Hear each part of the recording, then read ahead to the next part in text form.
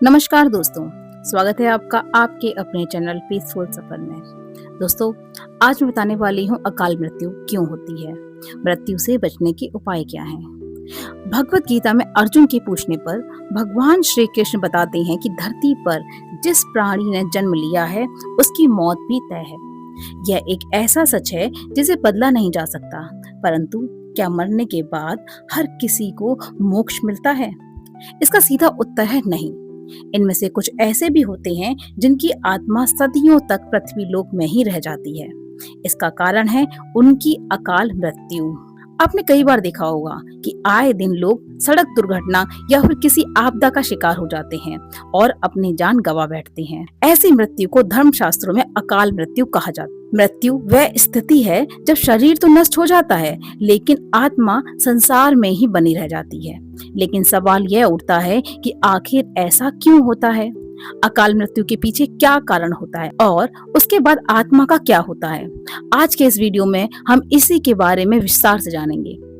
इस वीडियो में हम जानेंगे कि अकाल मृत्यु क्यों होती है, अकाल मृत्यु के बाद उसे आत्मा का क्या होता है, मृत्यु से बचने का मंत्र क्या है, आत्महत्या को पाप क्यों माना जाता है। चलिए आज की वीडियो की शुरुआत करते हैं और जानते हैं कि अकाल मृत्यु के बारे में सच्ची बातें। अकाल मृत्यु कैसे होती है? मृत्यु साधारण मृत्यु के बारे में तो हम सभी जानते हैं और समझते हैं, लेकिन अकाल मृत्यु का विषय ऐसा है कि इसके बारे में कई बातें कही जाती हैं। गरुड़ पुराण के 7वें अध्याय में लिखा गया है कि अगर कोई प्राणी भूख से तड़प कर मर जाता है या किसी हिंसक जानवर द्वारा मृत्यु हो जाती है या फिर जहरीला पदार्थ सेवन करने से या फिर पानी में डूबने से किसी मनुष्य की मौत हो जाती है तो ऐसे मनुष्य को अकाल मृत्यु की श्रेणी में रखा जाता है। अकाल मृत्यु क्यों होती है? दोस्तों, अकाल मृत्यु किसी भी कारण से हो सकती है, फिर चाहे वे किसी रोग के कारण हो या दुर्घटना के कारण। ऐसे में मनुष्य अक्सर यही सोचता है कि वो काश ये उनके साथ नहीं हुआ होता, शायद इसकी मृत्यु नहीं होती। परंतु अकाल मृत्यु का कारण अनेक जन्मों में किए गए दुष्कर्म को बताया गया है। गरुड़ पुराण में इसी प्रसंग में गरुड़ जी ने श्री हरि से यह प्रश्न पूछा था कि जब वेदों में मनुष्य की उम्र 16 साल निश्चित की गई है तो उनकी अकाल मृत्यु क्यों हो जाती है? इस सवाल में के उत्तर में श्री हरि बताते हैं कि यह सच है, वेदों में मनुष्य की उम्र 16 साल निर्धारित की गई है, परंतु इसमें दुष्कर्म को नहीं मिलाया गया। यानी हर इंसान की मृत्यु तभी होती है जब उसके पास धर्म कार्यों के लिए शक्ति नहीं होती या फिर उनका शरीर उससे धर्म कार्य करने को इजाजत नहीं देता। इसके अलावा जब कोई इंसान अपनी इच्छा से धर्म कार्यों को त्याग देता है तो पृथ्वी पर उसके जीवन की अवधि कम होती जाती है। देखा जाए तो हर इंसान का कर्म ही उसका धर्म होता है। मनुष्य की मृत्यु कब होती है? जब उसके पास अपने इन कामों को निभाने की शक्तियां, इच्छा नहीं होती। इंसान की उम्र भले ही 100 साल हो, लेकिन अपने कर्मों के जरिए वह अपनी उम्र को खुद ही नष्ट करता चला जाता है। वेदों का ज्ञान ना होने से मनुष्य जान ही नहीं पाता कि वह कब को कर्म करता जाता है। इसलिए हर मनुष्य को धर्म और धर्म के बारे में अवश्य जानना चाहिए। अकाल मृत्यु के बाद आत्मा का क्या होता है? गरुड़ पुराण में विष्णु जी यह भी कहते, मनुष्य इस चक्र को पूरा नहीं कर पाते, उसे मृत्यु के बाद भी कई प्रकार के कष्ट भोगने पड़ते हैं। दरअसल अचानक ही मृत्यु होने की वजह से मनुष्य की इच्छा, कामना और तृष्णा बनी रहती है जो कभी पूरी नहीं हो पाती। ऐसे में शरीर तो नष्ट हो जाता है लेकिन आत्मा का मोह नहीं छूटता। इस स्थिति में अकाल मृत्यु वाली आत्माएं अपने परिजनों या जीवित लोगों को कष्ट पहुंचाती हैं और अपनी मनोकामना पूरी करने का भी प्रयास करती हैं। ये आत्माएं प्रेत पिशाच योनि में कई वर्षों तक यहीं भटकती हैं। यदि हमारे परिवार में ऐसा किसी का साथ भी हुआ हो तो क्या करना चाहिए? इन आत्मा को मुक्ति कैसे मिलेगी? हम वीडियो के अंत में जानेंगे। गरुड़ पुराण में बताया, मनुष्य को 13 या 45 दिन में दूसरा शरीर प्राप्त हो जाता है।